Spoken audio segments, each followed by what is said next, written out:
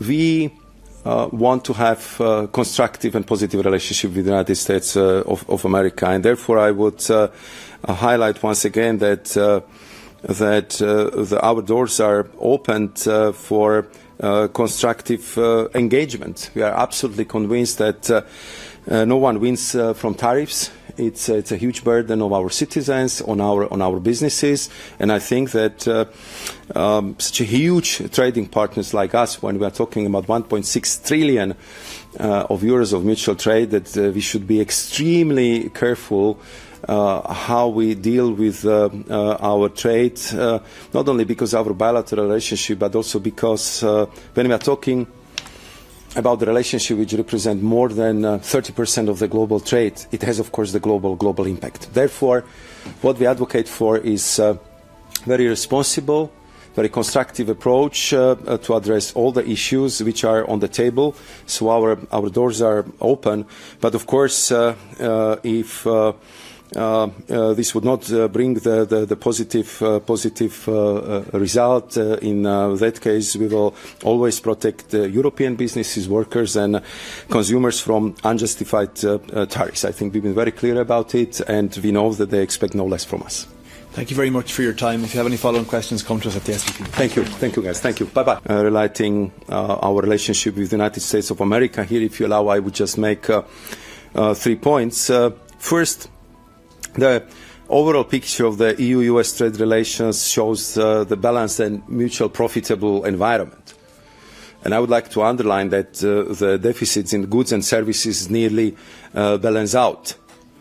European companies are the largest foreign investors in the US, contributing enormously to its economy, including by creating jobs there. American companies have also been able to generate substantial revenues by investing here, because the EU is a large, unified, as well as, I would underscore again, stable and predictable market that is good for business. Second, you would recall that I traveled to US last month. I was seeking constructive dialogue to avoid the unnecessary pain of measures and countermeasures. We jointly identified a few areas that would allow us to move forward by fostering mutual benefits. But in the end, as it said, one hand cannot clap. The US administration does not seem to be engaging to make a deal. And it brings me to my final point. As the US is watching over the interests, so is the European Union.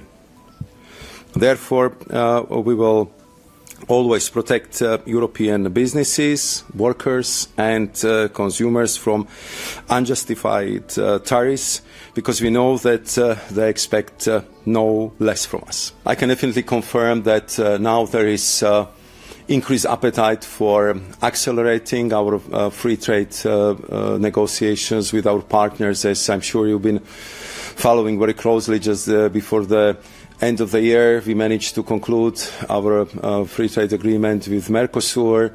We concluded the series of very important agreements with Switzerland, and early in the new year, we also concluded our free trade agreement with Mexico.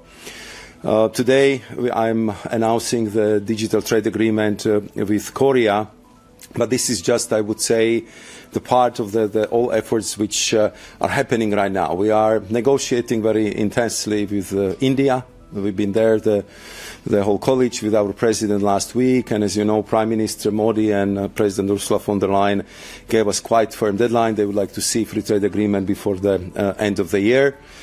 In a few moments, I'm going to talk to my Thailand counterpart. We are negotiating intensely with Indonesia, with Malaysia, with the Philippines, and I had very constructive discussions with GCC Secretary General, with the Trade Minister of Saudi Arabia, and with the Trade Minister of the UAE. And I'm already apologizing to some of the trade ministers whose country I, from the top of my head, didn't mention right now, because really the interest is indeed huge. Dear colleagues, many thanks to you for joining us here in our beautiful, newly refurbished Berlaymont VIP corner. we're very pleased to be joined by Commissioner Šefčovič, who has just finished meeting his Korean counterparts. The Commissioner has some exciting news to announce, therefore I will hand over to him and we'll have time for a few questions afterwards. Commissioner, the floor is yours. Good afternoon. Indeed, together with Korean Minister In-yo Chong, I had the honor to co-chair the 12th Trade Committee under the EU-Korea Free Trade Agreement, and I'm glad to be here for, as Olaf said, exciting news. Today we have successfully concluded negotiations for a digital trade agreement between the EU and the Republic of Korea, bringing our economies even closer together. Digital trade is a part and parcel of the global trade. It accounts for around 25% of all international trade and in fact is growing at a faster pace than traditional trade. The EU is a global leader in both exports and imports of digitally deliverable services, totaling 1.3 trillion euros in 2022, or 54% of the EU's total trade in services. Today's agreement with the Republic of Korea is therefore nothing short of the major milestone following a similar landmark deal with Singapore, which we aim to sign in coming months.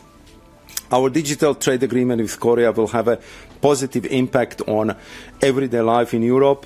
It will, for instance, make it easier for EU companies to service their Korean customers directly from Europe, while recognizing the validity and enforceability of the e-contracts. Just imagine a European IT company providing software updates remotely, or a European engineer executing projects online. European consumers will also enjoy better protection when buying Korean goods online, whether it is books, cosmetics or electronics, with safeguards against spam or unfair trading practices. This builds on the success of our 2010 free trade agreement, as digital trade continues to make great strides, reshaping global commerce. As a result, our trade partnership will be truly in sync with today's realities. All in all, it is in our interest to continue partnering with like-minded countries like the Republic of Korea to establish global standards for digital trade rules and cross-border data flows, while also strengthening our overall trade and investment ties. In a few moments, I will be speaking to my counterpart from Thailand, as we continue to expand our network of trade agreements in all key regions, and I want to keep the momentum going. In conclusion, let me appreciate the work of both the European and Korean negotiating teams for their hard work in bringing this significant agreement across the finishing line in record time.